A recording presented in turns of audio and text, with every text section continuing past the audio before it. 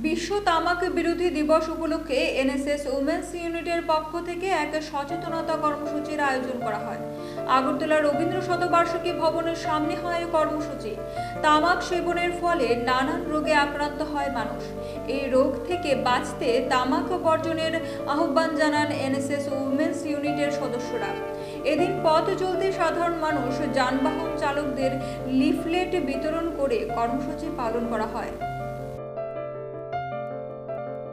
কর্মসূচি রয়েছে আজ 31শে মে ওয়ার্ল্ড নো ট্যাবাকো ডে অর্থাৎ বিশ্ব তামাক বিরোধী দিবস। তাই আজকে আমরা উমেন্স কলেজ এখানে রবীন্দ্র ভবনের সামনে সতর্ক বার্তা নিয়ে এসেছি যে কিভাবে মানুষদেরকে তামাক থেকে দূরে থাকার জন্য। তারপর আমাদের বিশ্ব স্বাস্থ্য সংস্থার তথ্য দেওয়ার অনুযায়ী যে বিশ্বে লক্ষ লক্ষ মানুষের মৃত্যু হয় শুধুমাত্র তামাক সেবনের ফলে, যার বিষ সমাজের রন্ধ্রে রন্ধ্রে ঢুকে যায় এবং যার ফলে মানুষের মৃত্যু হতে থাকে।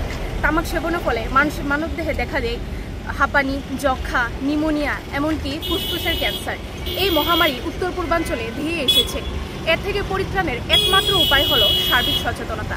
তাই আজকে আমরা সকলকে সচেতন বার্তা নিতে এসেছি, যাতে আমরা অঙ্গীকার করি আমরা যাতে তামাক স্পর্শ না করি এবং অন্যান্যদের যেন তামাক থেকে বিরত থাকে সেই দিকে চেষ্টা চালিয়ে যায় এবং এই চেতনার মাধ্যমে আমাদের গড়ে উঠুক নতুন সমাজ। তাই আমরা পরবর্তী প্রজন্মের কাছে এই বার্তা পৌঁছে দিতে এসেছি এবং তারা যাতে একটি সুন্দর পৃথিবীর যোগ্য এবং ভাষাযোগ্য ঘরে আমরা তুলে দিতে পারি।